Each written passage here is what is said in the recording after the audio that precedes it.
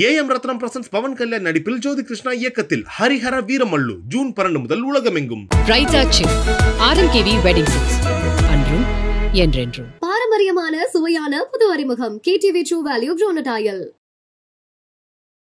திடீர்னு அந்த டைம்ல நான் ரொம்ப மென்டலி வீக்கா ஃபீல் பண்ண ஆரம்பிச்சேன். ஏன்னா ஃபர்ஸ்ட் பிரெக்னன்சில 18 கிலோ ஏறினுங்க. சொந்தக்காரங்க இப்பதான் நீ பூசுற மாதிரி இருக்க, டாக்டர்கிட்ட போனா பயங்கரமா திட்டுறாங்க.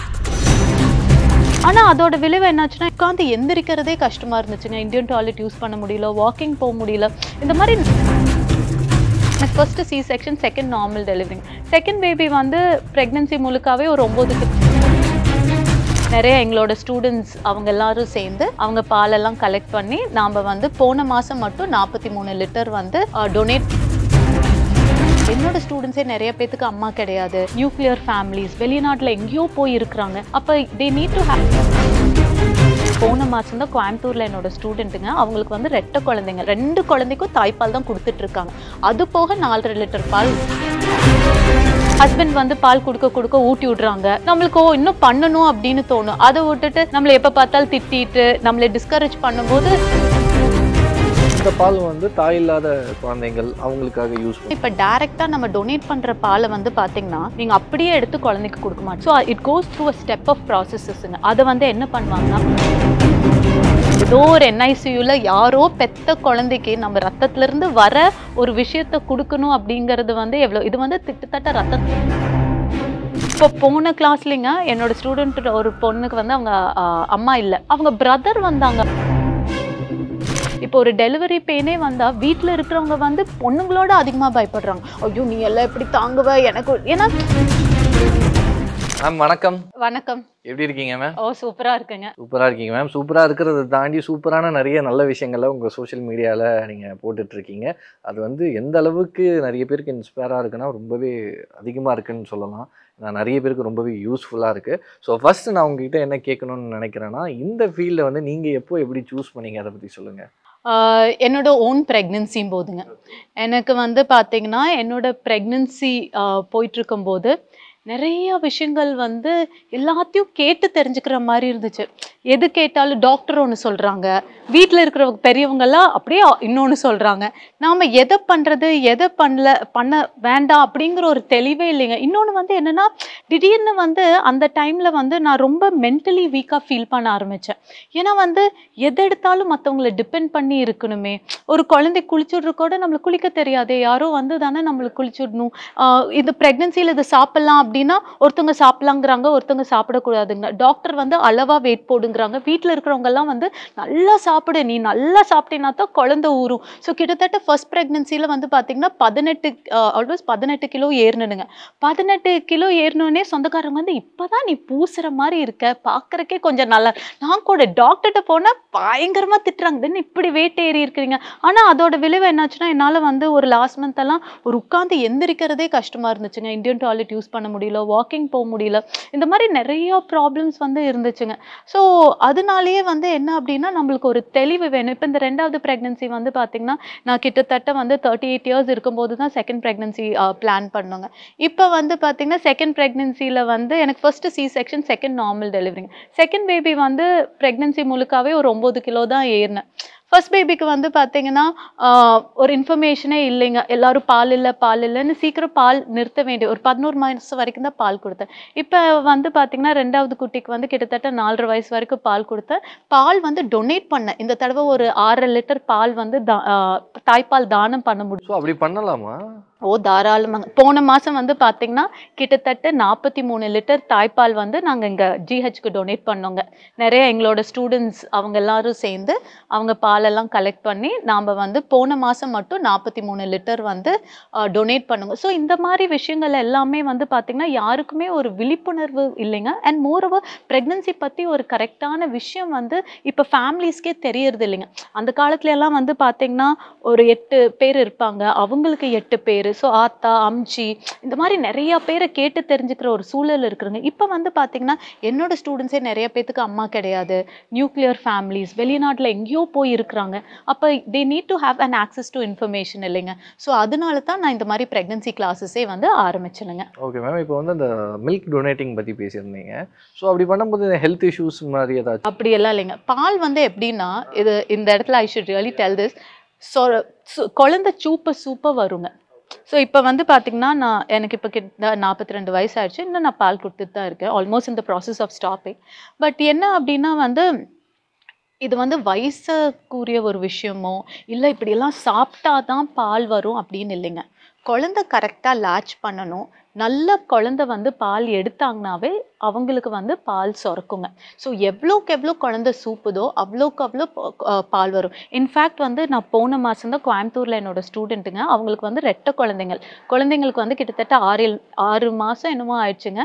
அந்த பொண்ணு வந்து கிட்டத்தட்ட 4 லிட்டர் பால் வந்து டொனேட் பண்ணியிருக்காங்க. 2 குழந்தைக்கும் தாய்ப்பால் தான் கொடுத்துட்டு இருக்காங்க. அது போக 4 லிட்டர் பால் கொடுத்தாங்க டொனேஷனுக்கு. ஸோ அதனால இட்ஸ் ஆல் அபவுட் ஒரு மென்டலி வந்து ஃபர்ஸ்ட் நாம் நம்பணும் நம்மளுக்கு பால் இருக்கணும். 2வது கரெக்டான லேச்சிங் டெக்னிக்ஸுங்க.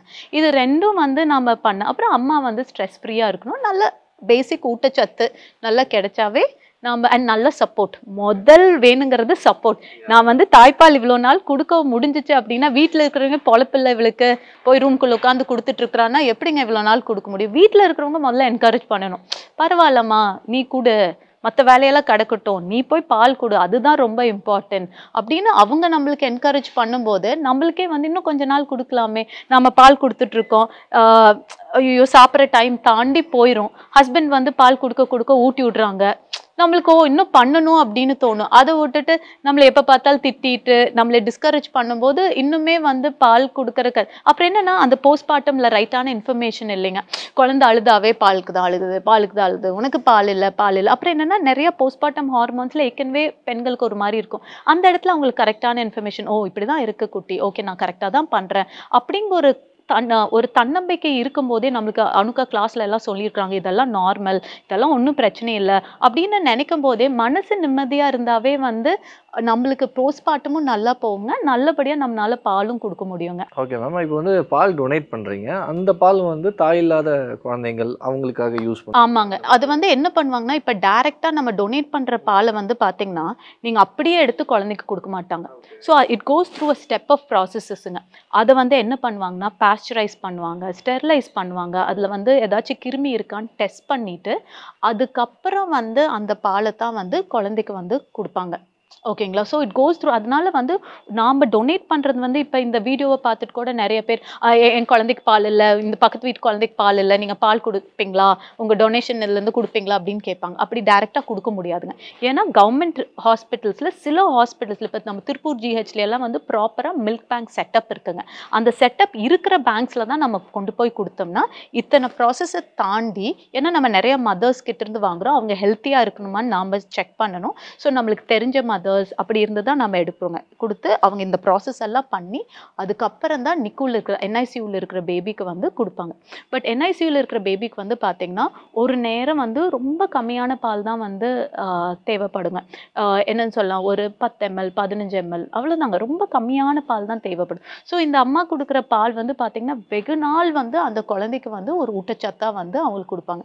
அண்ட் டாக்டர்ஸ் நாங்கள் டொனேட் பண்ணும்போது அவங்க என்ன சொல்லுவாங்க அப்படின்னா, நாங்கள் என்னதான் கவர்மெண்ட் ஹாஸ்பிட்டலில் ஃபார்முலா இருந்தாலும் இந்த மாதிரி டொனேட்டட் மில்கில் வந்து குழந்தைங்க நல்லா த்ரைவ் பண்ணுறாங்க, நல்ல வெயிட் கெயின் கரெக்டாக இருக்குது, நல்ல வந்து நிறைய குழந்தைங்களுக்கு ப்ராப்ளமோட NICUவில் இருக்கிற குழந்தைங்க நல்லா அதிலிருந்து மீண்டு வர்றாங்க. என்ன இருந்தாலும் வந்து அந்த தாய்ப்பால் மாதிரி வந்து ஒரு பெனிஃபிட் வந்து அந்த குழந்தைகளுக்கு கிடைக்கிறது இல்லை. அதனால தான் இவ்வளோ மதர்ஸ் வந்து ஒரு எஃபர்ட் போட்டு, ஏன்னா அவங்க குழந்தைக்கு கொடுக்கறது போகுங்க, கண்ணுக்கு தெரியாத ஒரு ஏதோ ஒரு NICUவில் யாரோ பெத்த குழந்தைக்கு நம்ம ரத்தத்திலேருந்து வர ஒரு விஷயத்த கொடுக்கணும் அப்படிங்கிறது வந்து எவ்வளோ, இது வந்து திட்டத்தட்ட ரத்தம் தானம் மாதிரி இருந்தாங்க. தாய்ப்பால் ரத்தத்திலிருந்து தானுங்க வருது, பட் ரத்தம் தானம் கொடுக்குற மாதிரி. ஆனால் என்னென்னா ரத்தம் தானம் எப்போ வேணாலும் கொடுக்கலாம், பட் தாய்ப்பால் தானங்கிறது வந்து ஒரு குறுகிய பீரியடில் மட்டும்தான் உங்களால் வந்து கொடுக்க முடியுங்க. ஸோ நான் இந்த வீடியோ மூலியமா எல்லாத்துக்கும் சொல்றேன் என்னன்னா, பால் பத்தாது அப்படின்னு யாருமே நினைக்காதீங்க. குழந்தை நல்லா லேட்ச் பண்ணி நல்லா சூப்புச்சுன்னா உங்களுக்கு கண்டிப்பா பால் வரும். கண்டிப்பா மில்க் டொனேஷனை பத்தியும் வந்து கண்டிப்பா நீங்க நினைக்கலாங்க. ஓகே, ஸோ இந்த வீடியோ மூலிமா நிறைய பேருக்கு வந்து இந்த மில்க் டொனேஷனை பற்றி நிறைய பேருக்கு தெரியாம பெரிய அவேர்னஸ் இல்லைன்னு நினைக்கிறேன். ஆமாங்க, இல்லைங்க. ஏன்னா இருக்கிற ஒரு குழந்தைக்கே பால் இருக்கான்னு, பால் பத்தல இல்ல ஆரம்பிச்சிருவாங்க, பாட்டில கூட பவுடர் கூட, ஐயோ குழந்தை அழுகுது, பத்தாததுக்கு தான் அழுகுது, பத்தாததுக்கு தான் அழுது, நீ வேற ஏதாச்சும் குடுன்னு போட்டு அவங்களை டார்ச்சர் பண்ணுவாங்க வீட்டுல. ஸோ என்னன்னா அதை சொல்றதுக்குமே வந்து என்னன்னா, அந்த காலத்துல வந்து ஆத்தா அம்ச்சி நிறைய பேர் இருந்தாங்க. இப்ப வீட்டுல இருக்கிற என்னோட ஸ்டூடெண்ட்ஸோட மதர்ஸே வந்து பாத்தீங்கன்னா ஃபர்ஸ்ட் பயந்துக்குவாங்க. அப்புறம் எங்க இவங்க தைரியம் கொடுக்கறது இவங்களுக்கு, அவங்களே ரொம்ப பயந்துக்கிறாங்க. ஸோ அதனாலதான் இப்ப வந்து கிளாஸ் எல்லாங்க முன்னாடி எல்லாம் வந்து பாத்தீங்கன்னா ஒரு 12 வருஷத்துக்கு முன்னாடி நான் கிளாஸ் ஆரம்பிக்கும் போது வெறும் பெண்களுக்கு மட்டும்தான் எடுத்துட்டு இருந்தாங்க. அப்புறம் வந்து பெண்களுக்கும் அவங்க ஹஸ்பண்டுக்கும் எடுக்க ஆரம்பிச்சேன். பட் இந்த இப்ப போக போக வந்து பாத்தீங்கன்னா what is actually making the impact is educating families. So இப்ப வந்து பொண்ணுங்களோட மாமியார் அம்மா, இப்போ போன கிளாஸ்லிங்க என்னோட ஸ்டூடெண்ட் ஒரு பொண்ணுக்கு வந்து அவங்க அம்மா இல்லை, அவங்க பிரதர் வந்தாங்க. அவ்வளோ அழகா கிளாஸ் அட்டென்ட் பண்ணி, நான் குட்டியை நான் தான் அக்கா கூட இருக்க போறேன், அங்க அப்பா வீட்டில் இருக்க போறோம், நானும் அக்காவும் தான் சேர்ந்து குழந்தைய பார்த்துக்க போறோம், so I want to know அப்படின்னு சொல்லிட்டு அவர் கூட வந்து அவ்வளோ அழகா நிறைய பெண்களோட அப்பா நானும் தாங்க ஈக்குவலாக குழந்தைய பார்த்துக்குவேன், நான் தெரிஞ்சுக்கிறேன் அப்படின்னு நிறைய இப்போ ஃபேமிலிஸ் வந்து கிளாஸஸ்க்கு வராங்க, which is a very good change. And என்ன கிளாஸஸ்க்கு வந்த அப்புறம் ஐயோ நாங்களாம் இதெல்லாம் தெரிஞ்சிருந்தா இன்னுமே நல்லா வளர்த்து, ஏன்னா சொல்றதுக்கு ஆள் இல்லைங்க. அந்த காலத்துல ஆத்தா அம்ச்சி எத்தனை பேர் இருந்தாங்க. இப்ப நிறைய மூட நம்பிக்கைகள் இதெல்லாம் எதுக்கு செய்யறோம் அப்படிங்கிறதே இல்லாம செய்யறதுனாலங்க நிறைய விஷயங்கள் வந்து தப்பா போயிடுது. பெண்களை ரொம்ப ஸ்ட்ரெஸ் பண்ண ஆரம்பிச்சிருங்க. இப்போ ஒரு டெலிவரி பெயினே வந்தா வீட்டுல இருக்கிறவங்க வந்து பொண்ணுங்களோட அதிகமா பயப்படுறாங்க. ஐயோ நீ எல்லாம் எப்படி தாங்குவ, எனக்கு ஏன்னா நீ வேலையே செய்யல, நீ எங்க டெலிவரி பண்ண. ஸோ இந்த மாதிரி நிறைய விஷயங்கள் வந்து வீட்டுல இருக்கிற பெரியவங்க மனசுலயே ஆதமா பதியும் போதுங்க அவங்க எங்கங்க உங்களுக்கு தைரியம் கொடுத்து, நீ நம்ம ஆத்தால எப்படி சொல்லுங்க போ அல்ல அதெல்லாம் ஒண்ணும் இல்லை. இவங்க இருக்கிறவங்க ஹாஸ்பிட்டல் போகும்போது கூட அழுதுட்டு போறாங்க டெலிவரின்னா.